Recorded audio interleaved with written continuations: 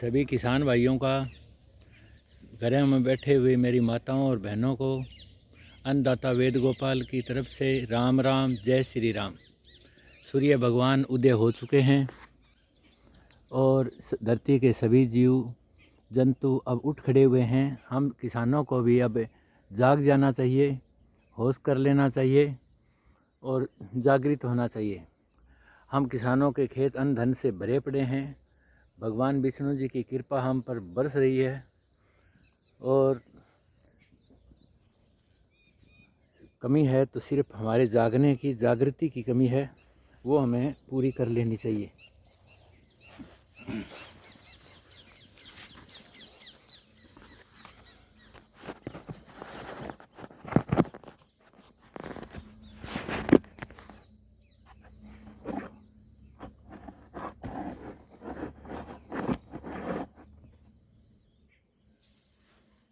तो किसान भाइयों, करते हैं शुरुआत। भगवान विष्णु भगवान की जय हो, जो धरती के सुप्रीम अन्नदाता हैं। सर छोटू राम जी की जय हो, जिन्होंने किसान कौम के लिए बहुत काम किया था। हमारी कौम को उठाने के लिए उन्होंने अपने जीवन की बाजी लगा दी थी। सर छोटू राम जी की जय हो, धरती माता की जय हो, अन्नदाता की जय हो। सभी हम सभी को कहना चाहिए, मुझे गर्व है कि मैं एक किसान हूँ। मेरे किसान भाइयों, आज हर किसान परिवार के घर एंड्रॉयड फ़ोन है,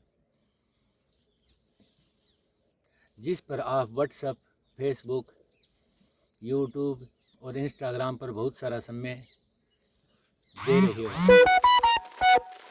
और अपना बहुत सारा समय उन चीज़ों पर दे रहे हो जहाँ इंटरटेनमेंट है। सिर्फ आज की भागदौड़ की ज़िंदगी में समय किसी के पास नहीं है। समय का थोड़ा मैनेजमेंट करो, समय को मैनेजमेंट करना सीखो। आप अपने मोबाइल पर जो समय लगा रहे हो, उसमें से थोड़ा सा समय अपने घर परिवार को और थोड़ा सा समय अपने लिए और अपनी किसान कौम के लिए, किसान कौम को दे दो। बस यही आपसे निवेदन करता हूँ। अपने लिए और अपने किसान कौम के लिए, किसान कौम की कामयाबी के लिए समय निकालना पड़ता है। दोस्तों, ऐसा कोई इंसान नहीं है जो कुछ ना कुछ बंधनों से ना बंधा हो। इस संसार में गृहस्थी एक ऐसी व्यवस्था है जिसमें आदमी बंध जाता है और उस कारण एक बहुत ही भला आदमी, एक अच्छा आदमी, एक अति बुद्धिमान आदमी,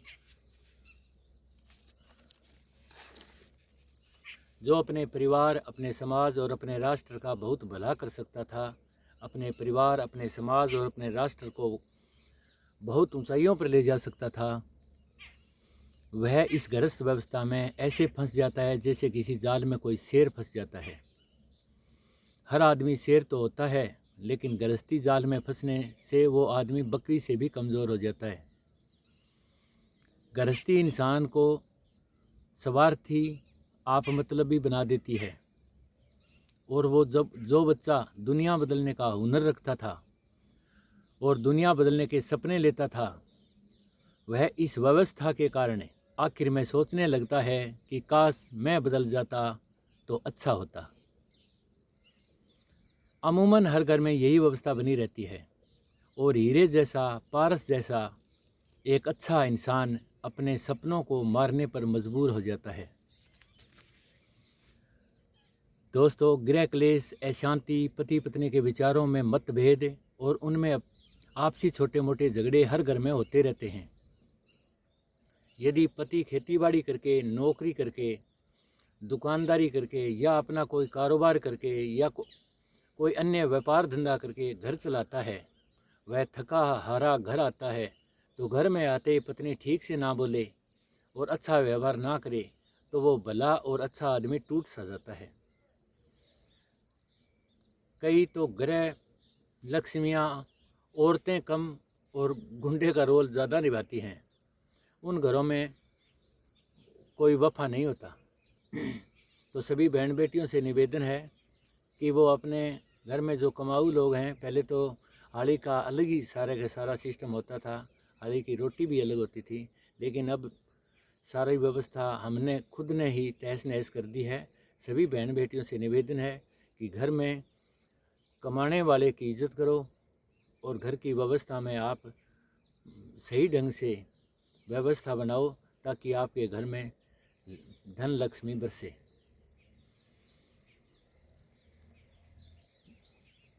जिस तरह से उनके व्यवहार से, उनके सिस्टम से उस आदमी के काम धंधे पर भी बहुत बुरा असर पड़ता है। वहाँ कामयाबी सफलता आनी ही बहुत मुश्किल होती है। उन घरों में कामयाबी सफलता आनी बहुत मुश्किल होती है, और यदि धन आ भी जाए तो ज़्यादा दिन उस घर में टिकता नहीं।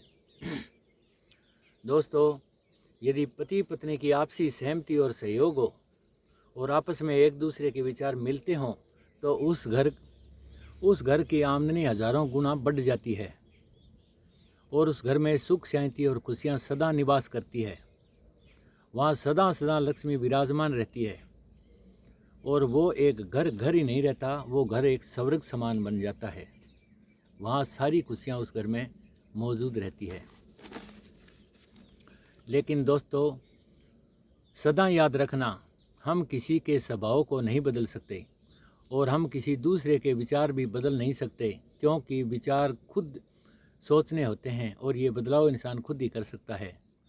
हम सब ने सुना है कि आप मरे बिना स्वर्ग नहीं मिलता, और हम सोचते रहते हैं कि मर तो कोई और जाए और स्वर्ग मुझे मिल जाए। ये हो ही नहीं सकता, ये हो ही नहीं सकता। ये पूरा संसार एक है और ये संसार एक दूसरे से जुड़ा हुआ है। हम सब एक दूसरे से जुड़े हुए हैं और एक दूसरे की खुशियों में ही हमारी खुशी होती है। मेरे जैसे विचार और भावना वाला कोई भी इंसान मुझसे हज़ारों किलोमीटर दूर बैठा है तो भी वह मुझसे मिल लेगा, और या मैं उसके पास जाकर मिल लूँगा। ये बात 100% सत्य है। और हमारे घरों में ये कहावत भी चलती है, हम सब ने ये भी सुना है कि आप वर्गे ने 100 कोस दूर जाके ढूंढ ले।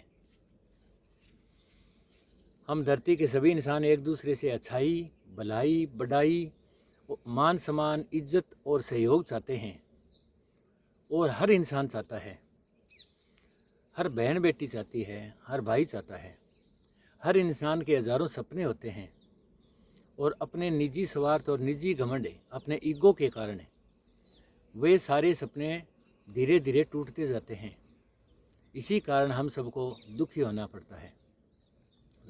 तो दोस्तों, सुख शांति, अमीरी और समृद्धि का जीवन जीना है तो अपने साथ चाहे गृहस्थी में, परिवार में, समाज में और पूरे राष्ट्र में जो लोग हैं, उन सब के कुछ सपने हैं, उन्हें पूरा करवाने में हमें मदद करनी चाहिए। इससे तुम्हारे चारों ओर सुख शांति और समृद्धि का ढेर लग जाएगा। इसलिए दोस्तों, कैसे भी हालात हो, कैसी भी परिस्थिति हो, कैसी भी गृहस्थी की समस्या हो, वो सब मात्र एक ज्ञान का दीप जलाने से अपने आप हट जाती है। जैसे कितना भी पुराना अंधेरा हो, कितना ही गहरा और डरावना हो, वो मात्र एक दीप जलाने से दूर भाग जाता है और वहाँ प्रकाश ही प्रकाश हो जाता है, यानी खुशियाँ ही खुशियाँ, यानी मौजा ही मौजा।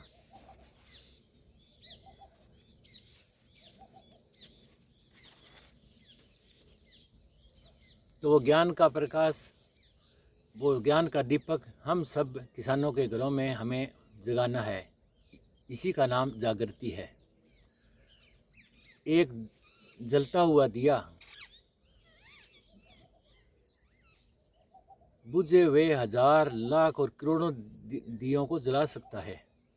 एक जलता हुआ दिया एक एक आगे से बढ़ता बढ़ता हज़ारों, लाखों और करोड़ों दियों को जला सकता है, लेकिन बुझे हुए हज़ार दिए भी एक दिए को नहीं जला सकते।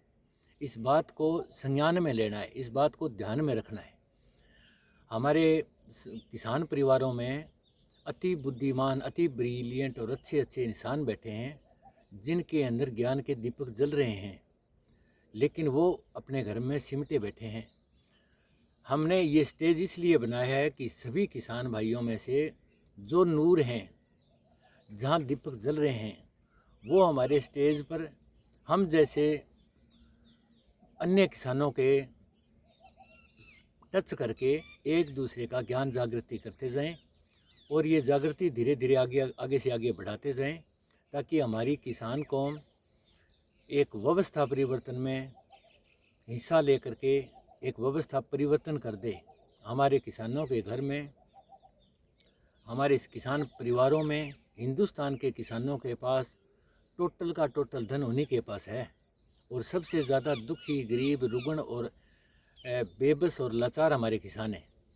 धन उनके पास है, फिर भी वो लाचार और बेबस हैं। वजह इसकी है कि हमारी व्यवस्था सही नहीं है। पूरी व्यवस्था के अन्य वर्ग व्यवस्थित ढंग से हमारे पैसे अपने पास ले लेते हैं। उनके पास कोई तरीका नहीं है कि वो पैसे को पैदा कर सकें, लेकिन हमारे पास पैसा पैदा करने वाली मशीनें हैं। हम धन के रचयिता हैं, हम धन के क्रिएता हैं, हम क्रिएटर हैं। तो सभी किसान भाइयों, आज का वीडियो काफ़ी लंबा हो गया है। सभी किसान भाइयों को राम राम, जय श्री राम। भारत माता की जय, धरती माता की जय, अन्नदाता की जय। सभी भाइयों को राम राम, जय हिंद, जय भारत।